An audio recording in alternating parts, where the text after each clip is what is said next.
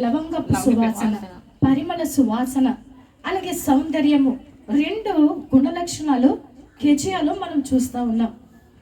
ఆమె లవంగపు సువాసనగా, అంటే తన యొక్క జీవితంలో సువాసనను వెదచల్లేటువంటి ఆ యొక్క అమ్మాయిగా పరిమళ సువాసన వెదచల్లేటువంటి ఆ యొక్క కుమార్తె ఉన్నది అని అంటే, ఒకటి తండ్రి ఎంతగానో దేవుని యొక్క భయభక్తిలో పెంచినట్లుగా మనం చూస్తూ ఉన్నాం. అందుకని పేతురు కూడా చెప్తూ ఉన్నారు కదా, మీరు వెలుపట అలంకారము మీకు అలంకారముగా ఉండక అని పేతురు రాసిన ఆ మొదటి పత్రిక 2వ అధ్యాయము 4వ వచనములో మనం చూసినట్లయితే, పేతురు రాసిన మొదటి పత్రిక 3వ అధ్యాయము 4వ వచనం,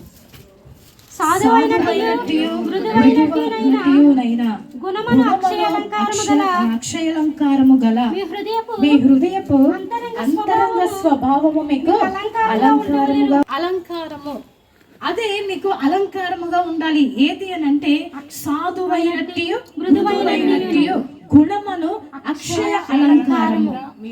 యోబు కుమార్తెలు కూడా అక్షయ అలంకారము కలిగినటువంటి వారు. వారిలో సాధువైన జీవితం ఉంది. మృదువత్వం అంటే దేవునిలో ఎదిగేటువంటి, దేవునిలో ఆయా ప్రార్థనతో, దేవుని భయభక్తులలో, దేవుని యొక్క వాక్యము చేత వారు నింపబడి వారు ఎదుగుతూ ఉన్నారు. కాబట్టి దేశంలోనే సౌందర్యవంతులు కలిగిన స్త్రీలు లేనట్లుగా వాక్య భాగము మనతో మాట్లాడుతూ ఉన్నది. ఈ దినాలలో మనం చూసినట్లయితే దేవుని యొక్క బిడ్డలుగా మనం ఉండాలి అని అంటే మన హృదయంతరంగపు స్వభావము పరిశుద్ధముగా ఉండాలి. ఒకటి మన హృదయము నిండి ఉన్న దాన్ని బట్టి నోరు మాట్లాడను అని యేసయ్య చెప్తున్నారు. దేవుని వాక్యం మాట్లాడుతూ ఉంది. 6వ అధ్యాయము 4వ వచనంలో నుంచి మనం చూసినట్లయితే, మన యొక్క హృదయంలో నుంచి, అంటే నీ పూర్ణ హృదయంతో నీ దేవుడిని యెహోవాను నీవు ప్రేమించాలి. నీ పూర్ణ ఆత్మతో నువ్వు, నీ పూర్ణ బలముతో నీ దేవుడిని యెహోవాను నీవు ప్రేమించాలి అని చెబుతూ దేవుని యొక్క వాక్యం గురించి, నా విధులను కట్టడలను నీవు గైకొనాలి, వాటిని అనుసరించాలి, వాటిని నీ పిల్లలకు అభ్యసింప చేయాలి. నువ్వు ఇంట కూర్చున్నప్పుడు, నడిచినప్పుడు, త్రోవను వెళుతున్నప్పుడు, పండుకున్నప్పుడు వాటిని గురించి నువ్వు మాట్లాడాలి. నీ గముల మీద, ద్వారబంధముల మీద వాటిని రాసుకోవాలను. నీ చేతికి మడికట్టుగాను, నీ కనులకు బాసికము వలె వాటిని ధరించుకోవాలి, ఉంచుకోవాలి అని మోషే చెప్తూ ఉన్నారు. మోషేతో దేవుడు మాట్లాడుతూ ఉన్నారు. మన ద్వారబంధములు గవునులు అనగా మన హృదయములో, అంటే మన హృదయం అనే పలకల మీద దేవుని యొక్క వాక్యములు రాసుకోవాలి అని చెప్తూ ఉన్నారు. వాటిని అభ్యసింప చేయాలి, అంటే వాటిని మనం ధ్యానించాలి.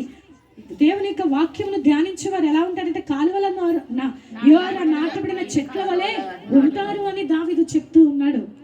మనము ఈ లోకములో అలంకారముతో కాకుండా దేవుని యొక్క అలంకారము అనగా మన హృదయమునకు అలంకారం కావాలి. అదే దేవుని యొక్క వాక్యం. సాధువైన మనసు మనకు కావాలి. సాధువైనటువంటి గుణము, అక్షయము అంటే క్షయమైపోయినటువంటి ఈ లోకములో ఉన్న అందము కాదు మనకి కావాల్సింది, అక్షయమైన అందం. ఆ అందం ఎందులో వస్తుంది అని అంటే వాక్యము చదివితే మన హృదయాలు దేవునికి ఇష్టమైనటువంటి పరిశుద్ధమైన హృదయములుగా మార్చబడతాయి. దేవుడు కోరుకునేది మన హృదయము కావాలి యేసయ్యకు, మన మనసు దేవునికి కావాలి. పై రూపంలో లక్ష్య పెడతారు మనుషులు కదా. దావీదు దేవుడు ఏర్పాటు చేసుకున్నప్పుడు సమూయేలుతో మాట్లాడి, నేను యెషయా యొక్క కుమారులలో ఒక కుమారుణ్ణి నేను ఎన్నుకుంటున్నాను, నువ్వు వెళ్ళి అతను అభిషేకించు అని అన్నప్పుడు యెషయాకి 8 కొడుకులు, 7 కొడుకులు కూడా వాళ్ళు యుద్ధ వీరులు, వాళ్ళు ఎంతో బలశౌర్యము కలిగినటువంటి వారు. వాళ్ళు సమూయేలు వారిని చూచి వీరినే దేవుడు ఏర్పాటు చేసుకున్నాడేమో అని అనుకుంటారు. కానీ దేవుడు చెప్తూ ఉంటారు సమూయేలుతో, మనుషులైతే పై రూపములు చూస్తారు కానీ నేను హృదయములను లక్ష్య పెట్టువాడను అని దేవుడు సమూయేలుతో మాట్లాడుతూ ఉంటారు. దేవునికి కావాల్సింది పై రూపం కాదు, హృదయము కావాలి. అంటే దేవునికి మన హృదయములు ఏ రీతిగా హృదయం నిండైన దాన్ని బట్టి నోరు మాట్లాడుతుంది. ఈ దినాలలో మన యొక్క నోటి మాటలు ఏ రీతిగా ఉంటున్నాయి? పరిశుద్ధమైన మాటలు మనం మాట్లాడుతున్నామా? ఇతర హృదయ గాయములు మాన్పేటువంటి మాటలు మాట్లాడుతున్నామా? ఇతర హృదయాలకు గాయములు కల్పిస్తూ ఉన్నామా? ఇతర కుటుంబాలలో చిచ్చులు పెట్టేటువంటి మాటలు మాట్లాడుతూ ఉన్నామా? ఇతర కుటుంబాలు విచ్ఛిన్నమైపోయేటువంటి మాటలు మాట్లాడుతూ ఉన్నామా? లేదా మన యొక్క హృదయం వాక్యంతో నింపబడింది కాబట్టి ఆ వాక్యం ఏం మాట్లాడుతూ ఉన్నామా? నీ ఇంట కూర్చున్నప్పుడు ఏం మాట్లాడుతున్నావు? నీ పిల్లలతో నీ కుటుంబంతో కలిసి మనము కూర్చుంటున్నప్పుడు దేని గురించి మాట్లాడుతున్నాము? చాలా మంది కుటుంబాలు ఇప్పుడు సెలవులు కదా, బంధువులు అందరి ఇళ్లకు వచ్చేసారు. అందరి ఇళ్లకు బంధువులతో ఉన్నప్పుడు దేని గురించి మనం మాట్లాడుకుంటున్నాము? దేని గురించి సంభాషించుకుంటున్నాము? మనకి కూడా మరి క్రిస్మస్ సెలవులకి మన బంధువులందరూ వచ్చేసారు కదా. క్రిస్మస్ పండుగ ఎంతో ఘనంగా జరుపుకున్న మనము ఏ రీతిగా ఎవరి గురించి మాట్లాడుతున్నాం? దేవుని గురించి మాట్లాడుతున్నామా? ఈ లోక సౌందర్యం గురించి మాట్లాడుతున్నామా? దేవుని యొక్క హృదయం అనే పరిశుద్ధమైన బ్రతుకుల గురించి మాట్లాడుతున్నామా? వేటి గురించి సంభాషించుకుంటున్నాము మనము? దేవుని యొక్క వాక్యం మనతో మాట్లాడుతూ ఉన్నది. హృదయముతో దేవుని స్తుతించినట్లయితే నీ నోరు కూడా దేవుని స్తుతినే ప్రచురపరుస్తూ ఉంటది. కెజియా అంత అందంగా ఉండడానికి కలిగిన కారణం ఏంటి అని అంటే దేవుని యొక్క కట్టడలు, దేవుని యొక్క న్యాయ విధులు, దేవుని యొక్క ఆజ్ఞలన్నింటినీ కూడా వారు తూచా తప్పకుండా వారి యొక్క అనుదిన జీవితంలో వాక్యమునే అనుసరించి వారు జీవించారు. కాబట్టి దేశంలో సౌందర్యవంతులుగా వారు కనిపిస్తూ ఉన్నారు. దేశంలో పరిమళ సువాసన వెదచల్లేటువంటి వారిగా వారు కనిపిస్తూ ఉన్నారు. ఈ దినాలలో దేవుడు మనలందరినీ కూడా ఎన్నుకున్నది ఎందుకు అనంటే హృదయ సౌందర్యము దేవునికి కావాలని కోరుకుంటున్నాడు.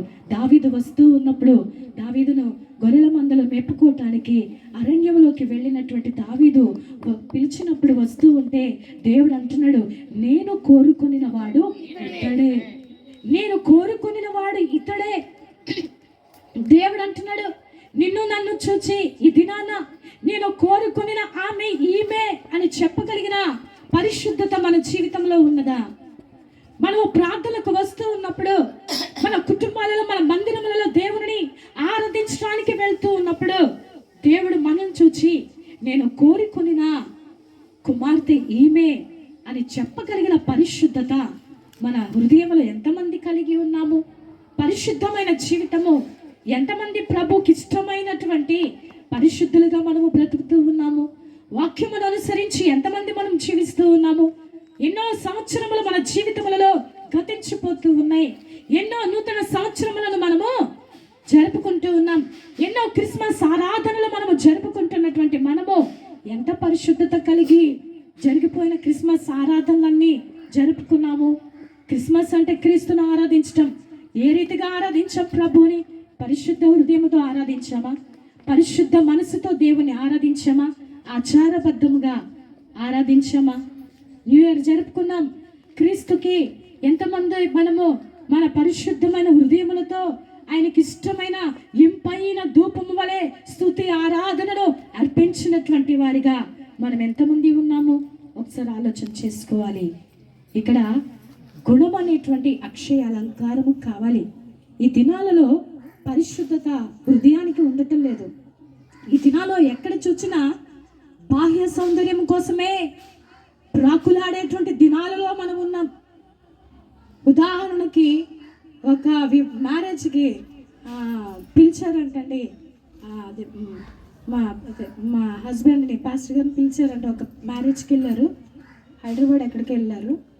అక్కడ మ్యారేజ్లో పెళ్లి కూతురు చాలా అందంగా ఉందంట.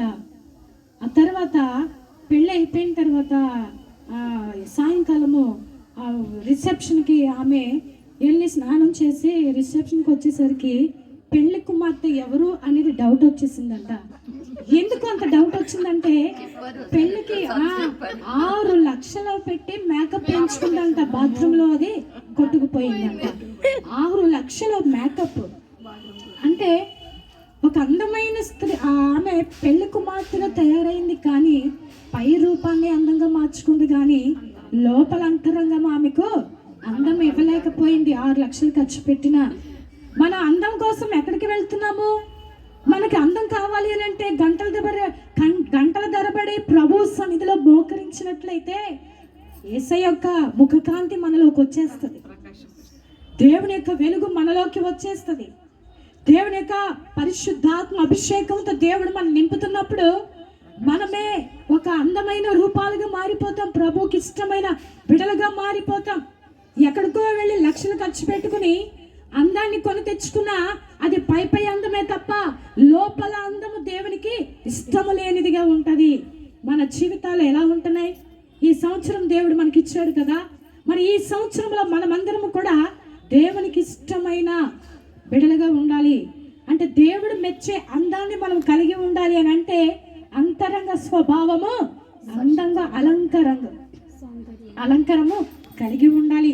ఆ అలంకారము మనకి కావాలి అని అంటే సాధువైన మృదువైన అక్షయ అలంకారాన్ని మనము కలిగి ఉండాలి. ఎంతమంది తమను తాము తగ్గించుకుని ప్రభుని హెచ్చించేటువంటి జీవితాలను మనము కలిగి ఉంటున్నాము? ఎంతమందికి తగ్గింపు జీవితం ఈ లోకంలో మనము కలిగి జీవిస్తున్నాము అనేది ఒకసారి మనము స్వపరీక్ష చేసుకోవాలి. సాధువైన హృదయం, యేసుప్రభు మన కొరకు సాధువైనట్టుగా ఆయన మారిపోయారు కదా. యేసయ్య మన కోసము ఆయన మరణమునకు అప్పగించబడిన జీవితము మన కొరకు ఆయన శ్రమ నొందినప్పుడు ఎన్ని గాయములు, ఎంత యేసుప్రభుని సిలువకు అప్పగించబడినప్పుడు ఆయన సాధువైన మృదువైనటువంటి గుణములన్నీ యేసయ్యలో మనకి కనబడుతూ ఉంటాయి. ఈ దినాలలో మనము ప్రభు కొరకు ఎలా జీవించగలుగుతున్నామో, క్రీస్తు పరిమళ సువాసన వెదచల్లే వారిగా ఉంటున్నామా? కెజి అనగా లవంగపు సువాసన అని ఆమె పేరులోనే ఉన్నది కదా. లవంగము సువాసన అంటే అది ఎంత సువాసన వెదచల్లుతూ ఉన్నది కదా. మన యొక్క నిజ జీవితంలో క్రీస్తు సువాసన వెదచల్లే బిడలుగా ఉండాలి. క్రీస్తు గుణాలను మనము ప్రచురపరిచే వారిగా ఉండాలి. క్రీస్తు యొక్క గుణాతిశయములు మనలో ఉండాలి అని అంటే మనలో పరిశుద్ధత ఉండాలి, దేవుని వాక్యముతో నింపబడి ఉండాలి, ఆత్మీయ ఫలములతో మనము నింపబడి ఉండాలి. మనము మాట్లాడితేనే క్రీస్తు సువాసన వెదచల్లే మన మాటల్లో ప్రభు సువాసన వెదచల్లే వారిగా ఉండాలి. మన ప్రవర్తన, మన నిత్య జీవిత విధానం అంతటిలో కూడా క్రీస్తు సువాసన వెదచల్లే బిడ్డలుగా మనం ఉండాలి. క్రీస్తుకు పత్రికగా మనము ఉండాలి. పత్రిక అంటే అది చదువుతున్నప్పుడు అనేక మంది హృదయములు ప్రభు తట్టు తిరుగుతాయి కదా. అలాగే మన జీవితాలను కూడా లోకము చదువుతుంది. అరే వీళ్ళు ప్రార్థనలకు వెళ్ళిపోతున్నారు, స్త్రీల సమాజముగా వీళ్ళు ప్రభు కొరకు ఎన్నో ఇళ్లలో సమాజముగా ఉంటున్నారు, మందిరంలో గాంధీనగర్ 1 సమాజము అని అన్నప్పుడు మన సమాజము గురించి ఇతరులు చదువుతామంటే చెప్పుకుంటారు మన గురించి. ఇప్పుడు మన గురించి ఎదుట సమాజపు వారు మాట్లాడుకుంటున్నప్పుడు మనలందరిని బట్టి ఏం మాట్లాడుకుంటున్నారు? క్రీస్తు సువాసన వీరిలో ఉన్నది అని మాట్లాడుకుంటున్నారా? క్రీస్తు పరిశుద్ధత వీరు కలిగి ఉన్నారని మాట్లాడుకుంటున్నారా? సమాజం ఉన్నది అని అంటే చాలా ప్రార్థనా పరులండి. వాళ్ళు ప్రార్థన చేసినప్పుడు ఏదైనా జరుగుతుంది, ప్రార్థనతో సమస్తము వారు జయించగలుగుతారు అనేటువంటి సువాసన వెదచల్లుతూ ఉన్నామా? ఒకసారి మనల్ని మనం స్వపరీక్ష చేసుకోవాలి. అలా పరిశుద్ధత కలిగి, అలా క్రీస్తు సువాసన కలిగి మనమందరము జీవించాలి. కెజియా లాంటి అందము, సౌందర్యము మనము కలిగి ఉండాలి అని అంటే ఒకటి, అనుదినము దేవుని వాక్యమును ధ్యానం చేయాలి. మనం అనేక గృహాలలో చేరి ప్రార్థనలు పెడుతున్నాము అనంటే అందరము సేవ చేస్తున్నట్టే, అందరము సువార్థికులుగా సాక్షులుగా ప్రభు కొరకు జీవిస్తూ ఉన్నట్టే. ఒక సేవకులు రోజుకి 4 గంటలు ప్రభు సన్నిధిలో ప్రార్థన చేయాలి. 4 గంటలు ప్రభు పాదములు పట్టుకుని ప్రార్థన చేయాలి.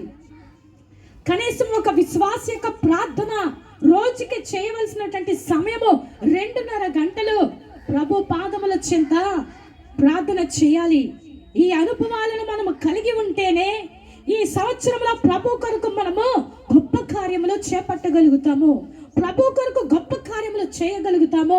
ప్రభు కొరకు క్రీస్తు సువాసన వెదచల్లేటువంటి బిడలుగా మనం ఉండాలి అని అంటే ప్రతి ఒక్కరి మీద ఈ భారము మోపబడి ఉన్నది.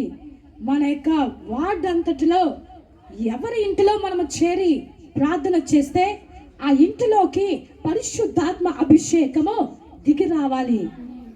పరిశుద్ధాత్మ అభిషేకంతో నింపబడి కూడి ఉన్న చోటు కంపించెను అని పౌలు భక్తుడు అపోస్తలులు వారు చేరి ప్రార్థించినప్పుడు వారు కూడి ఉన్న చోటు కంపించేదంట. మరి మనము కూడి ఉన్న చోటు పరిశుద్ధాత్మతో నింపబడాలి, కూడి ఉన్న చోటు కంపించాలి. అలాంటి అభిషేకంతో మనం నింపబడాలి అని అంటే మన హృదయములో వాక్యంతో నింపుకోవాలి, పరిశుద్ధత మనము కలిగి ఉండాలి, ప్రార్థనలో మనం ఎదగాలి, మన జీవితంలో ప్రార్థనతో నింపుకోవాలి. అప్పుడే ఎక్కువ సమయం మనం ప్రార్థించినప్పుడు దేవుని యొక్క సౌందర్యం అంటే ఆయన యొక్క ముఖకాంతి మనలోకి వస్తుంది. మోషే సీనాయి పర్వతము మీద 40 రోజులు ప్రార్థించినప్పుడు దేవుని మహిమతో నింపబడ్డాడు. యాకోబు పెనుగులాడి ప్రార్థించినప్పుడు యేసు ప్రభువుని దేవుణ్ణి యేసయ్యని చూచినాడు. పెనుగులాడి ప్రార్థించి యాకోబు ఇశ్రాయేలుగా మార్చబడ్డాడు. ఇలా మనం చెప్పుకుంటూ వెళ్తే పరిశుద్ధ గ్రంథములో ప్రార్థనతో తప్ప దేనితో వాళ్ళు ఏది సాధించలేరు. ప్రవక్తలుగా ఉన్నారు అని అంటే వారి యొక్క నిజ జీవితంలో ప్రార్థనే ముఖ్యమైనది. ప్రార్థన మన విశ్వాస జీవితానికి కావాల్సింది ప్రార్థన. ప్రార్థన చేయకుండా మనం ఈ లోకంలో ఏం సాధించలేం. పరిశుద్ధమైన గ్రంథము, పరిశుద్ధమైన వాక్యము చదవకుండా మనము ప్రభు కొరకు జీవించలేము. కాబట్టి మన జీవితాలలో ఈ సంవత్సరంలో ఒక గురి పెట్టుకోవాలి. అది న్యూ ఇయర్లోనే మనం ప్రారంభించుకుంటాం కదా. ప్రభా ఈ సంవత్సరం అంతా నేను ఇన్ని గంటలు ప్రార్థన చేస్తాను, లేదంటే నేను నీ పరిశుద్ధమైన వాక్యములు నేను ఇంత చదువుతాను ప్రభా, నీ కొరకు ఇన్ని నశించిపోతున్న ఆత్మలు నేను రక్షిస్తాను ప్రభా అని ఎందరెందరో ఎన్నెన్నో వాగ్దానములు ప్రభుకి ఇస్తాము కదా. మరి ఇన్ని దినాలు 13 తారీఖుకు 14కి మనం వచ్చేసాం. ఈ 14 రోజుల్లో నువ్వు దేవునికి ఏ మాట ఇచ్చావు, ఆ మాట మీద మనము నిలబడ్డామా లేదా? ఈ నూతన సంవత్సరంలో మనకి 14 రోజులు గడిచిపోతుంది. ఈ రోజు కూడా ప్రభు కొరకు ఏం చేసాం మనము? ప్రభు కొరకు ఎంత పరిశుద్ధత కలిగి బ్రతికాము మనము? ఎంత దేవుని స్తుతించాము, ఎంత దేవుని ఆరాధించాము ఒకసారి ఆలోచన చేసుకోవాలి. రెండవది, మన యొక్క జీవితాలలో దేవునికి ఇష్టమైన పరిశుద్ధమైన కుటుంబాలుగా ఉండాలి అని అంటే మన జీవితములను సరి చేసుకోవాలి, ప్రభు దగ్గర అడగాలి. మనకందరికీ తెలిసిన వాక్య భాగంలో నుంచి యెషయా గురించి కూడా ఒక వాక్యాన్ని చెప్పుకుని ముగించుకుందాం. 2వ దినవృత్తాంతముల గ్రంథము 34వ అధ్యాయము 1వ వచనంలో నుంచి మనం చూసుకున్నట్లయితే యెషయా ఏలన ఆరంభించినప్పుడు యెషయాకి 8 సంవత్సరములు. దినవృత్తాంతముల గ్రంథము 2వ దినవృత్తాంతముల గ్రంథము 34వ అధ్యాయము 1వ వచనం నుంచి యోషియా ఏలన ఆరంభించినప్పుడు 8 ఏండ్ల వాడై యెరూషలేములో 31 సంవత్సరములు ఏలెను. అతడు యెహోవా దృష్టికి నీతిని అనుసరించుచు కుడికైనను ఎడమకైనను తొలగకుండా తన పితరుడైన దావీదు చూపిన ప్రవర్తనకు సరిగా ప్రవర్తించెను. తన ఏలుబడి యందు 8వ సంవత్సరమున తాను ఇంకను బాలుడై ఉండగా అతడు తన పితరుడైన దావీదు ఒక దేవుని యొద్ద విచారించుటకు పూనుకొనిన వాడే 12వ ఏట ఉన్నత స్థలములను దేవతా స్తంభములను పడగొట్టి చెక్కిన విగ్రహములను పోత విగ్రహములను తీసివేసి యూదా దేశము యెరూషలేమును పవిత్రము చేయనారంభించెను. ఇంకా అతడు చూచుచుండగా జనులు బయలుదేవతల బలిపీఠములను పడగొట్టి వాటిపైన ఉన్న సూర్య దేవత విగ్రహములను ఆజ్ఞ చొప్పున నరికివేసి విగ్రహములను పోత విగ్రహములను తుత్తునీలుగా కొట్టి చూర్ణము దేశాన్ని ఏలన ఆరంభించాడు యెషయా. 8 సంవత్సరములు బాలుడు, బాలుడు. ఎందుకు బాలుడుగా ఉన్నప్పుడే దేశాన్ని పరిపాలించడానికి రాజుగా యెషయాని పట్టాభిషేకం ఎందుకు చేశారు అని అంటే, తన తండ్రి ఆమోసు తండ్రి చంపేశారు అతన్ని. ఎందుకు చంపేశారు అని అంటే, ఆ దేశంలో భయంకరమైన విగ్రహారాధన చేసేటువంటి వాడు కాబట్టి అతన్ని, ఇంకా కారణాలు ఉన్నాయి కానీ మనకు అది కాదు, వాక్యంలోకి వెళ్ళిపోతాం కాబట్టి అతన్ని చంపేశారు. అందుకు ఆ దేశాన్ని పరిపాలించడానికి అతని కొడుకైనటువంటి యెషయానే ఎన్నుకున్నారు, పట్టాభిషేకం చేశారు. 8వ ఏట అతన్ని రాజుగా నియమించారు. 8వ ఏటనే యెషయా దేవుని సన్నిధిలో ప్రార్థన చేయటం ప్రారంభించాడు. చిన్న బాలుడు, 8 సంవత్సరములు, ఏమీ తెలియనటువంటి వయసు, కానీ అనుసరించాడట. దావీదు చేసే ప్రార్థన, దావీదు చేసే స్తుతి, ఆరాధన అన్ని కూడా అనుసరించి నేర్చుకున్నాడంట యెషయా. 12వ సంవత్సరం వచ్చేసరికి దేశాన్ని పరిపాలించడానికి ప్రభు దగ్గర ప్రార్థించడం మొదలుపెట్టాడంట. ప్రార్థన చేసి ఆ తర్వాత ఆ దేశంలో ఉన్న విగ్రహాలన్నిటినీ కొట్టివేశాడు. దేవతా స్తంభములు అన్నిటినీ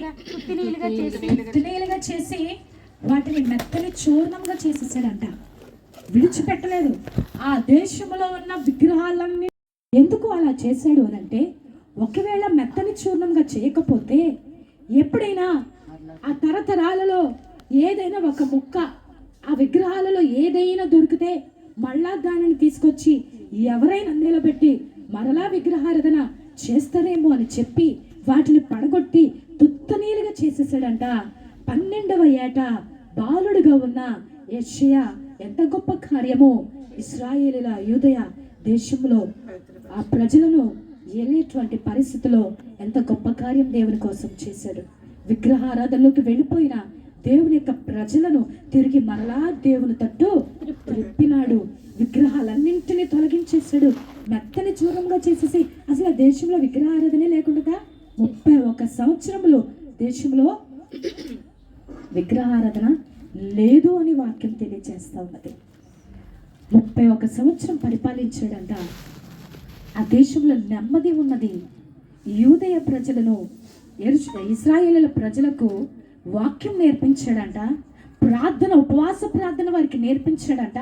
కుటుంబంలో కలిసి, అంటే కుటుంబ ప్రార్థనలు కూడా వారికి నేర్పించాడంట. ఎలుగెత్తి ఆపదలు వచ్చినప్పుడు, వేరే దేశస్తులు వీరి మీదకి దండెత్త వచ్చినప్పుడు, ఆపదలో ఉన్నప్పుడు కుటుంబాలతో పాటు ఉపవాసం ఉండి ప్రార్థన చేసి దేవుడే మాకు దిక్కు అని ప్రార్థన చేసేటువంటి యోధులుగా వారందరినీ మార్చేశాడంట. ఎంత గొప్ప ప్రార్థనా యోధుడు చిన్నవాడైనటువంటి యెషయా.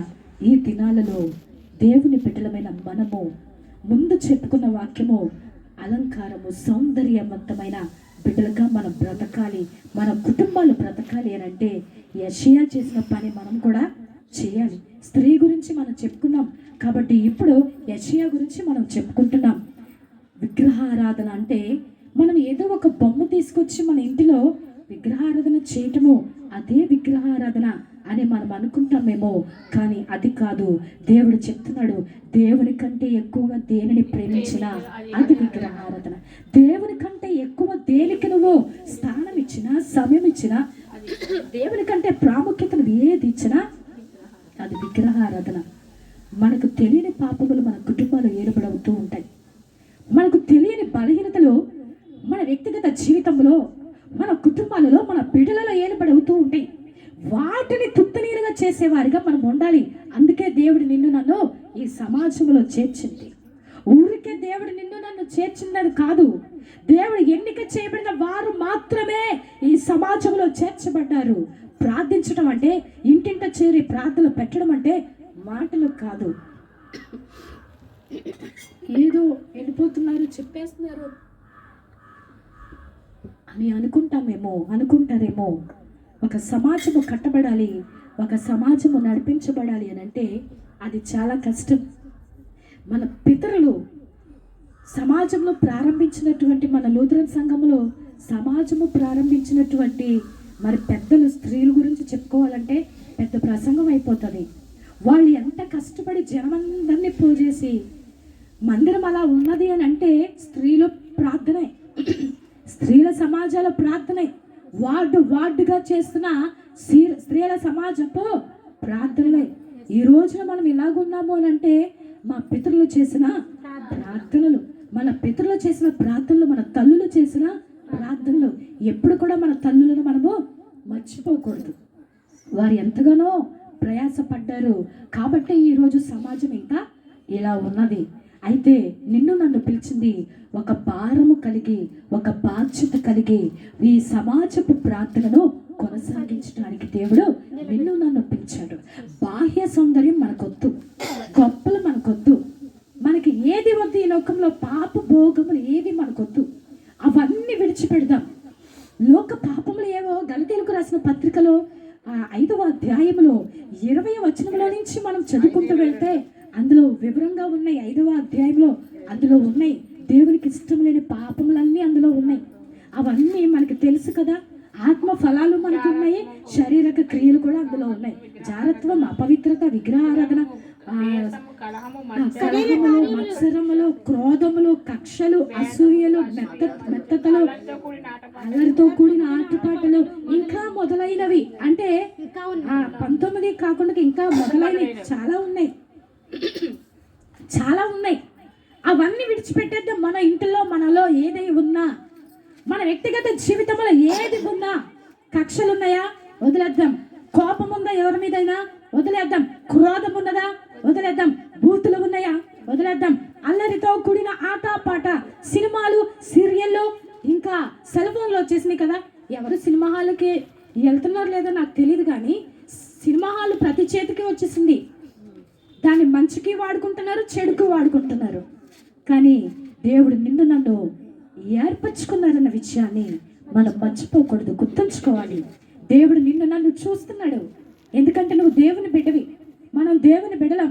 ఒక ప్రత్యేకమైన ఉద్దేశము మన పట్ల దేవుడు కలిగి ఉన్నాడన్న విషయాన్ని మర్చిపోకుండా భయముతోనూ వణుకుతోనూ ప్రతి దినము మన విశ్వాస జీవితంలో కొనసాగించుకోవాలి.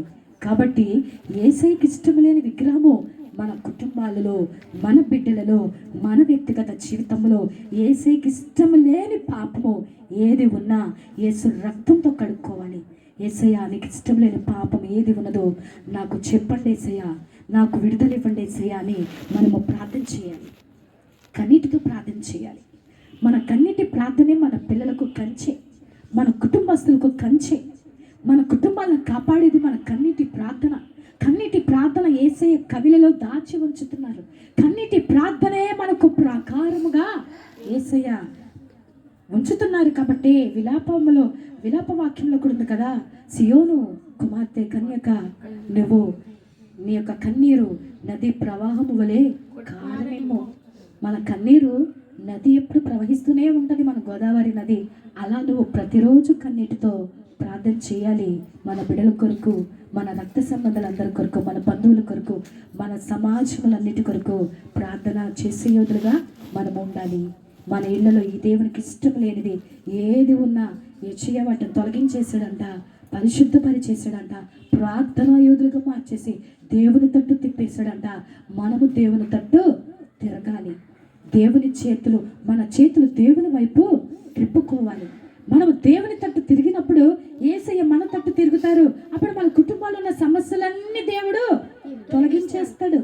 ఏ సమస్య దేవుడు రానివ్వడు. ఎందుకంటే మన చుట్టూ ప్రాకారమును యేసయ్య వేసి ఉంచారు. కాబట్టి మన ప్రార్థనే మనకు ప్రాకారముగా యేసయ్య మలుచుతూ ఉంటారు. కాబట్టి మరి ఏ రీతిగా జీవిస్తూ ఉన్నాము మనము? దేవుని బిడ్డలముగా ఎంత ప్రార్థన చేస్తున్నాము? దేవునికి ఇష్టం లేని ప్రతిదీ ప్రభు కొరకు విడిచిపెట్టి పరిశుద్ధమైన అలంకారము కలిగిన బిడ్డలుగా మనం ఉండాలి అని అంటే మాట తీరు మారాలి. ఒకటి, మాటలు ఎలా ఉంటున్నాయి మనవి, ఏ రీతిగా మాట్లాడుతున్నాము? మన మాట తీరు వల్లే మన జీవితములు కట్టబడతాయి ప్రభువులో. మన మాట ఇతర హృదయ గాయాలు మానిపే మాటలు మాట్లాడాలి. కొంతమంది మాటలు గుణపముతో ఇచ్చి గుండెల్లో పొడిచే మాటలు మాట్లాడతారు. కొంతమంది కుటుంబాలు వారి మాటలను బట్టి కుటుంబాలు విడిపోతూ ఉంటాయి. కొన్ని మాటలను బట్టి కుటుంబాలలో చుచ్చులు పెట్టేస్తూ ఉంటారు, అగ్ని వేసేస్తూ ఉంటారు. నాలుక అగ్ని వంటిది, దానిని సాధు చేయ చేయగలిగిన నరుడెవ్వరు అని యాకోబు పత్రికలో మాట్లాడుతూ ఉన్నారు కదా. నాలుకను సాధు చేయలేరంట. ఆ యొక్క మృగపక్షినైనా సాధు చేసి మాటలను నేర్పిస్తున్నారంట, కానీ మనిషి యొక్క నాలుక సాధు చేయగలిగిన నరుడెవ్వరు అని చెప్తున్నారు వాక్యం. నాలుక అగ్ని వంటిదే, నిజమే కదా. మన నాలుకను మన స్వాధీనంలో ఉంచుకోవాలి, మాట తీరు మార్చుకోవాలి, జీవిత విధానం మార్చుకోవాలి, మన తలంపులు మార్చుకోవాలి, ఆలోచనలు మార్చుకోవాలి, హృదయములు మార్చుకోవాలి, గంటల తరబడి ప్రార్థించే యోధులుగా మార్చబడాలి. అప్పుడే అలంకారముతో నింపబడతాము. యేసయ్య పరిశుద్ధతో మనము నింపబడతాము. యేసయ్య వెలుగు మనలోకి వస్తుంది. యేసయ్య ముఖకాంతితో మనము నింపబడతాము. అప్పుడు మనము కూడా దేశంలో సౌందర్యవంతులైనటువంటి గొప్ప స్త్రీలుగా మార్చబడతాం. అంత గొప్ప స్త్రీలుగా మనం మార్చబడాలి అని అంటే మన పరిస్థితులన్నీ ప్రభువుకి అర్పించేసుకోవాలి. మన జీవిత విధానం ఆపాదమస్తకమంతా యేసయ్య చేతికి అర్పించేసుకోవాలి. అప్పుడు యేసయ్య మనలను ఈ లోకంలో గొప్ప ఉన్నతమైన స్థాయిలో దేవుడు మనలను నిలబెడతారు. కాబట్టి మనం అంత ఉన్నతమైన ప్రార్థన యోధులుగా మనం మలచబడాలి అని అంటే మన కుటుంబాలను ప్రభుకి అర్పించేసుకుందాం, మన జీవితాలను ప్రభుకి అర్పించేసుకుందాం. ప్రభు ఎదుట సాగిలపడి ప్రార్థించే యోధులుగా మార్చబడతాం. దేవునికి ఇష్టమైనటువంటి యోధులుగా మార్చబడదాము. పరిశుద్ధమైన బిడ్డలుగా మార్చబడదాము. ఈ సంవత్సరంలో ఒక గురి పెట్టుకుని ఆ గురికి మనం రీచ్ అవుదాము. అంత ఉన్నతమైన ప్రార్థనా స్థితి, క్రీస్తు పరిమళ సువాసన వెదజల్లేటువంటి ప్రార్థనా జీవితమును అంత అలంకారముతో ప్రభు మనలందరిని నింపే ఒక ఉన్నతమైన ప్రార్థన యోధులుగా పరిశుద్ధాత్మదేవుడు మనకందరికీ తోడేండి నడిపించునుగాక. ఆమేన్.